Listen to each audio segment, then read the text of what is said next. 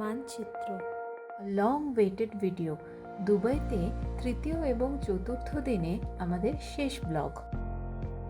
October মাসের ওই গরমে অনেক হাঁটাহাঁটি করার পর তৃতীয় দিন সকালটায় আমরা খানিকটা রেস্ট নিয়েছিলাম। বিকেলের দিকে আমরা গেলাম বুর্জ খলিফার observation level at 124th floor. সেখান থেকে আলো ঝলমলে এই মডার্ন দুবাইটিকে খুব সুন্দর দেখা যায়। বুর্জ খলিফা মেট্রো স্টেশনে নেমে স্কাই ব্রিজ ধরে অনেকটা পথ হেঁটে ঢুকলাম দুবাই মল। সেখান থেকে একের পাশ দিয়ে ঢুকলাম বুর্জ খলিফা বিল্ডিংয়ের মধ্যে। এই বিল্ডিংটির মধ্যে 152 to 154, 148 to 149 এবং 124 to 125 এই ফ্লোরে রয়েছে পাবলিক অবজারভেটরি ডেক। এই লেভেলের মধ্যে কিন্তু টিকিটের দামের বিশাল তফাৎ। আমাদের 124th to 125th ফ্লোরে যাওয়ার জন্য অ্যাডভান্স বুকিং করতে হয়েছিল, যেটি পার পারসন 4,400 টাকা পড়েছিল। আর যদি আমরা 152 to 154th ফ্লোরে যেতাম তা মোটামুটি দুইজনের 30,000 টাকার মতো পড়ে যেত। অ্যাড্রিয়ান স্মিথ আমেরিকান এই আর্কিটেক্ট ডিজাইন করেন বুর্জ খলিফা। 2004 সাল থেকে কনস্ট্রাকশন শুরু হয় আর শেষ হয় 2009 সালে। একটি মরুভূমির ফুল স্পাইডার লিলি, এটি ছিল ওনার ডিজাইনের ইন্সপিরেশন। এই 152 to 154th ফ্লোরে আছে লাক্সারি লাউঞ্জ অ্যান্ড রেস্টুরেন্ট। সত্যি কথা বলতে আমার তো মনে হয় না যে দুটো লেভেলের মধ্যে ভিউয়ের বিরাট বড় তফাৎ হবে। তবে হ্যাঁ, কেউ যদি লাক্সারি রেস্টুরেন্ট এক্সপিরিয়েন্স করতে চায় তাদের জন্য খুব এক্সাইটিং।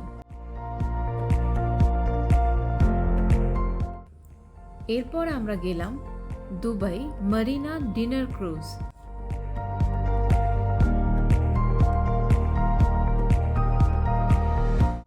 আশেপাশে রয়েছে প্রচুর high-rise building, luxurious hotel, restaurant এবং এখানে যে ক্যানালটা রয়েছে এটা কিন্তু আর্টিফিশিয়ালি পার্সিয়ান গালফ সি থেকে তৈরি করা হয়েছে।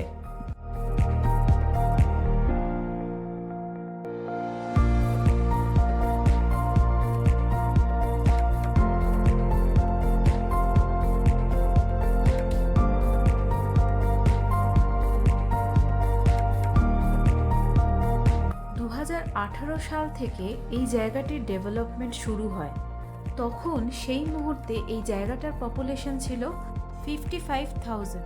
বলা হয় যখন এই পুরো ডেভেলপমেন্টটা কমপ্লিট হবে তখন এই জায়গাটি 1,20,000 মানুষের জন্য রেসিডেন্সিয়াল টাওয়ার অ্যান্ড ভিলা বানাতে সক্ষম হবে। ডিনারের সাথে সাথে আমরা এখানে এনজয় করলাম তানোরা ডান্স, যেটি একটি অ্যারাবিক ডান্স ফর্ম। মোটামুটি 1 ঘন্টার মতন, মানে যতক্ষণ ডিনার চললো এবং ডান্স পারফরমেন্স চললো ততক্ষণ এই ধাও ক্রুজটি আমাদেরকে মারিনা এরিয়াটা পুরোটা ঘোরালো।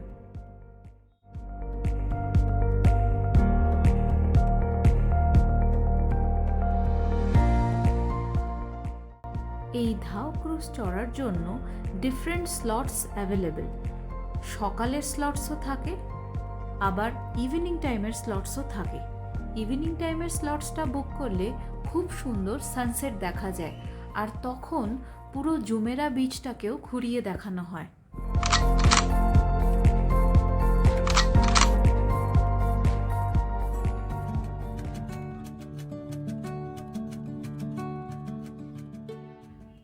পরের দিন সকালে অর্থাৎ ডে 4 আমরা গেলাম আল ফাহিদি দ্য নেবারহুড। আল ফাহিদের ইতিহাস কিন্তু বেশ পুরনো। 1890 সালে এক ইরানি বণিক ইরানের বাস্তাক শহর থেকে নিজের দেশের কিছু রাজনৈতিক কারণে পালিয়ে আসেন এই শহরে। অর্থাৎ দুবাইতে। এরপর এমিরেতে গভর্নমেন্টের কাছে কিছু বাণিজ্যিক প্রস্তাব দিয়ে শুরু করেন তার ব্যবসা, আর তার জন্যই এখানে একটি বসতি গড়ে ওঠে। এই কারণেই এই জায়গাটি আল বাস্তাকিয়া বলেও পরিচিত। এখানে ছিল টোটাল 60 হাউজিং ইউনিটস। তবে 1980 সালে এই আল ফাহিদি হিস্টোরিক্যাল নেবারহুডটি ধ্বংস করে দেওয়া হয় নতুন অফিস কমপ্লেক্স তৈরি করার জন্য। পরবর্তীকালে কিছু অবশিষ্ট ঘরবাড়িগুলিকে রিনোভেট করার জন্য হায়ার করা হয় একজন ব্রিটিশ আর্কিটেক্ট, রেনার অটার। সেই সময় তিনি এই আর্কিটেকচারাল বৈশিষ্ট্যগুলিকে প্রিজার্ভ করার জন্য প্রিন্স চার্লসকে চিঠি লেখেন, এবং প্রিন্স চার্লস যখন দুবাই ভিজিট করতে এসেছিলেন তখন তার কথায় এই জায়গাটি সংরক্ষণ করা হয়।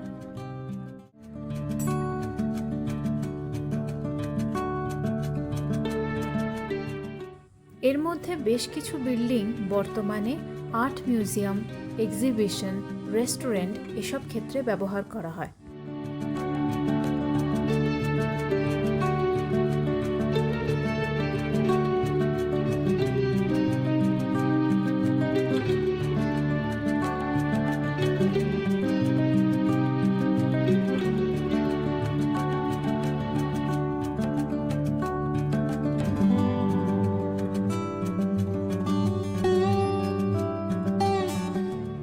এরপর আমরা গেলাম gold and spice souk of Dubai.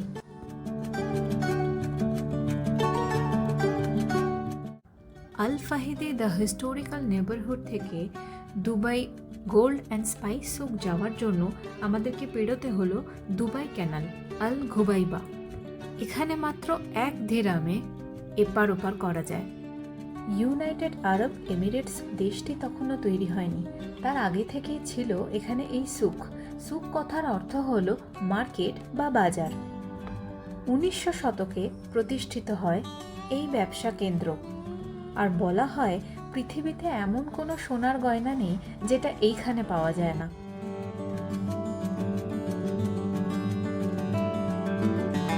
Guinness book of world record করা পৃথিবীর লার্জেস্ট রিং, যেটির ওজন হল 64 কেজি। এর পাশাপাশি রয়েছে স্পাইস সুক অর্থাৎ মশলার বাজার, যেটি কিন্তু গোল্ড সুকের থেকেও পুরনো।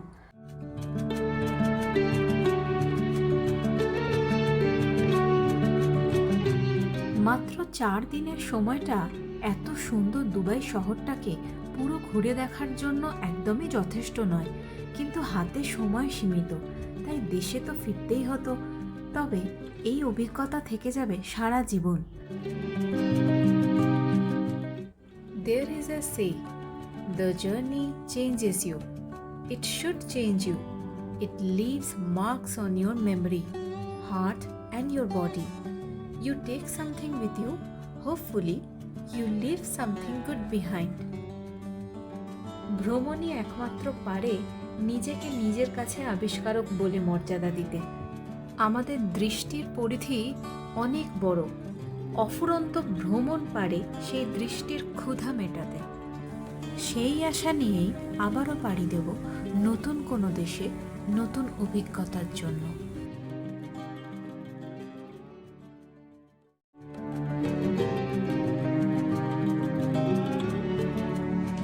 Thanks for watching মানচিত্র।